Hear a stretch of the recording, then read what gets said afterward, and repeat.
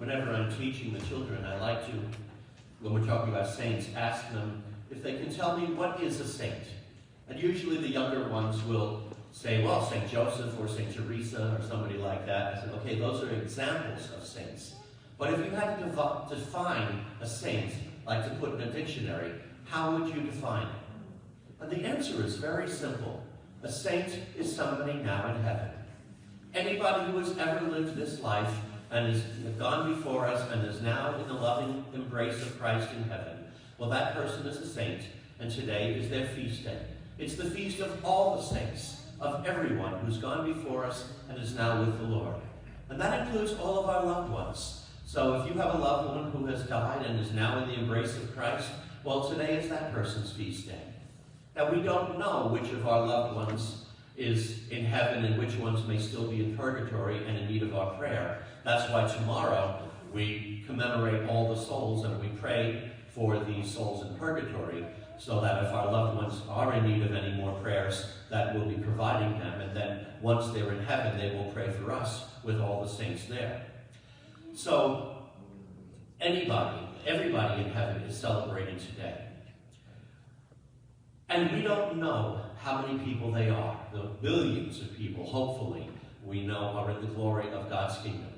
Of those people, that vast army that has gone before us, the Lord gives us message, usually through the sign of a miracle, that this person practiced such heroic virtue during his or her life here on earth that it's worth reflecting and pausing and reflecting upon their life and seeing what they did, because their example will be able to guide many other people into following the Lord.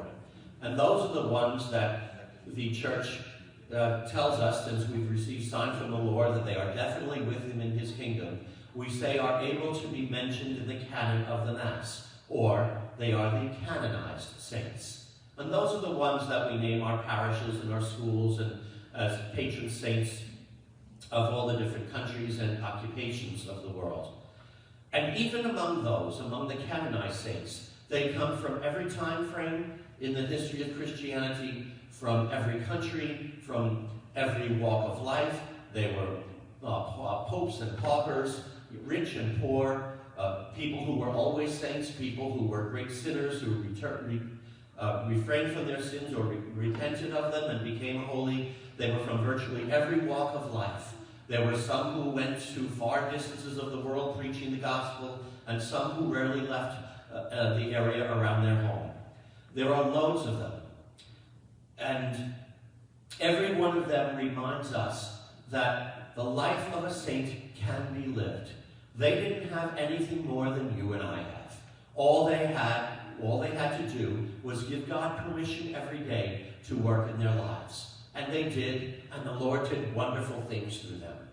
And it's good for us all to have one particular saint. Maybe it's the saint for whom we were named, or the saint we took at our confirmation day, a saint who maybe is patron saint of our occupation, the country that our ancestors came from, whatever it may be. Somebody that inspires us.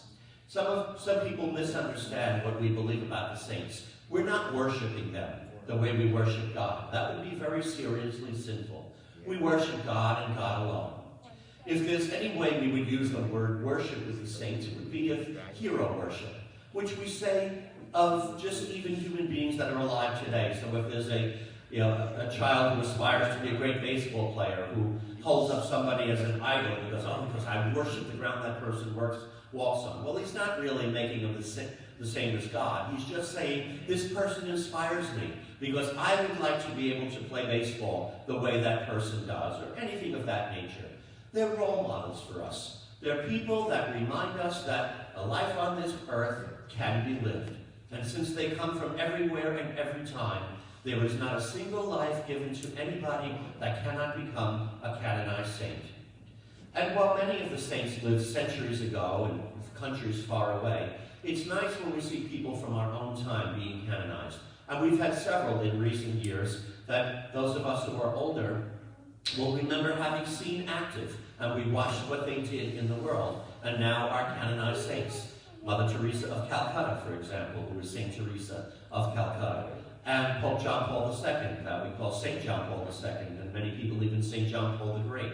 We saw them. We saw what they did. I was privileged to meet John Paul II 4 times, and I have pictures of my meeting with him in my office, and whenever I look at them, I like to reflect upon the fact that I met somebody who became a canonized saint.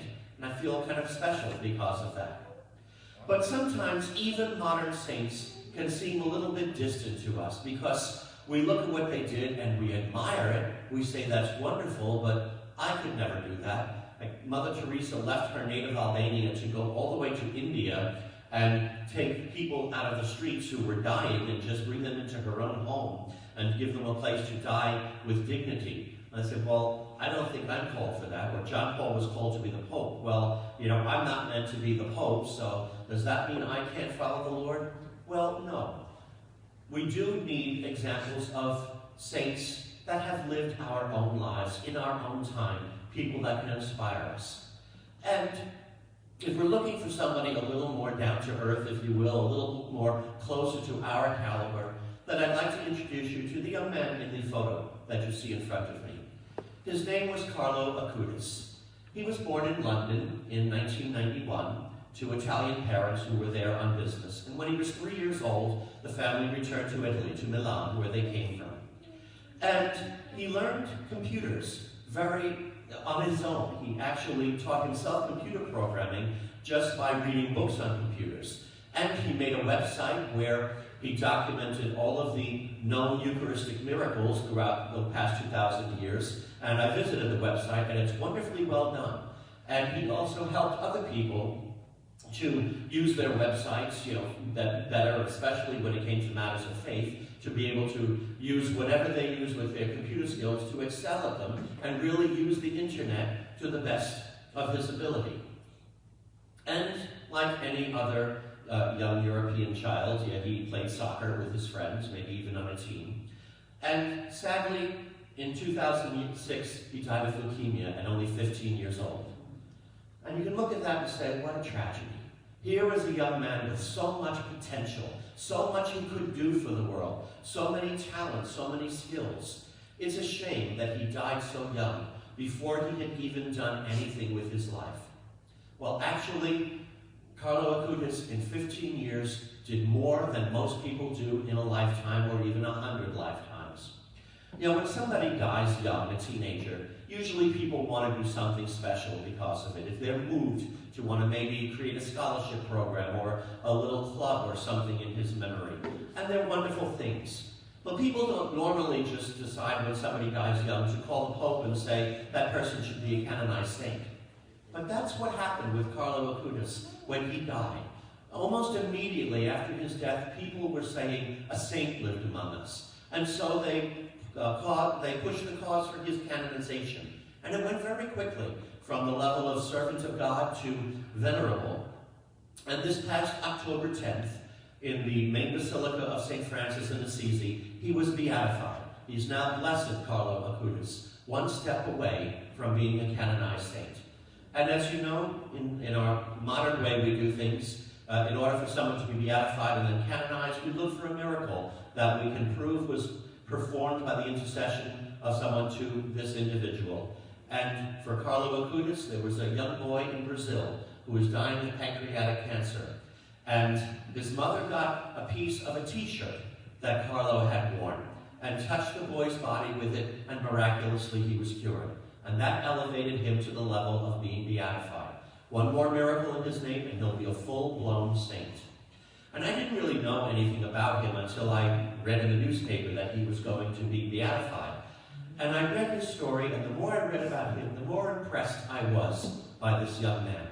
Because I looked at him, and I looked at his face, and I said, you know, he could be any one of us. He could be any of you teenagers who are here. He could be any of your sons, any of your grandsons, or your nephews. He could be a friend of yours that you played ball with.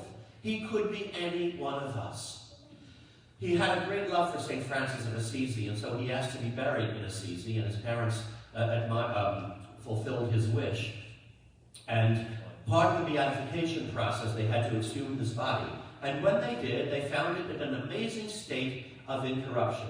Now, the church paused. It did not go so far as to say he's an incorrupt saint. Because with modern embalming, they say that even 14 years later, it's not unusual for a body to still be in a very good state of preservation. But they've displayed it in a beautiful glass case in one of the churches in Assisi.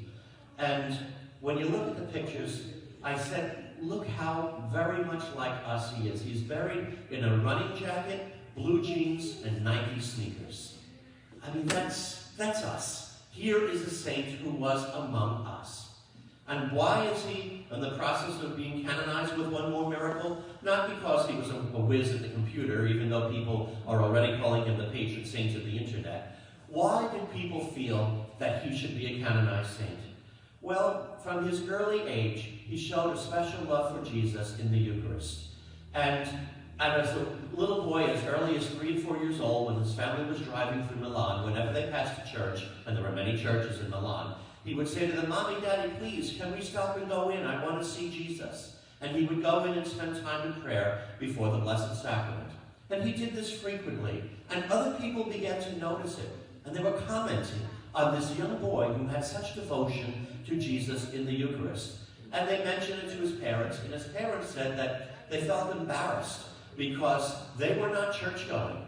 Religion, faith was nowhere on their radar, nothing they concerned themselves with. And they were almost embarrassed to discover that their son had such great devotion to Jesus, and they didn't. And they actually sought out a priest to be able to give them instruction so that they would understand the faith a little bit better. And so, Carlo, even at a young age, brought his parents back to Christ, and was able, I'm sure, to influence the lives of many other people who met him. And he wasn't like some hermit, spending hour after hour after hour before the Blessed Sacrament. He lived a normal life like everyone else, went to school, played soccer, did all the things he did, worked on the computer. But he showed a tremendous love for Jesus, and it impressed other people. They saw that and they said, wow, he inspires us by his love for Jesus. We want to love him the same way. And that was what he talked about in his life. He didn't do any grand things that so many others of the saints did. He simply loved the Lord. And you can find some of his quotes on the internet. And one of them I remember, that struck me, he wrote, "Outside God is noise, turmoil, quarrel, war. With God, everything is order. Everything is in order." And he found out at such a young age, if we try to go through life without God, we have turmoil, we have interior torment, quarrelsomeness, and war. With God, everything is in order. And that is the secret to life, right there. This young boy found what some people have racked their brains for years trying to figure out. He found it. And he once said, to be always close to Jesus, that is my life's plan. How simple. To spend my whole life close to Jesus, that's my life's plan. And he did that, and he impressed so many other people.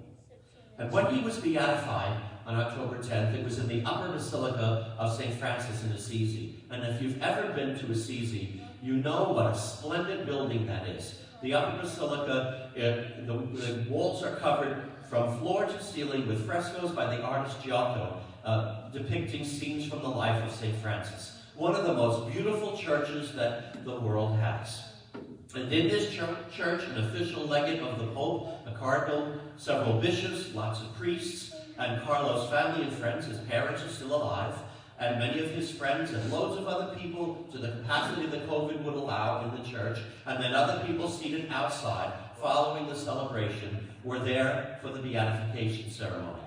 And one of the things they do during a beatification is they have a portrait of the person to be beatified, and it's veiled at the beginning of the Mass. And at one point, they slowly lower the veil to show the face of the person. And in Carlos' case, it was the very picture you see here, done as a painting. And as they lowered it, the people roared and cheered at the sight of this painting of Carlo Acutis. I wonder what his parents thought.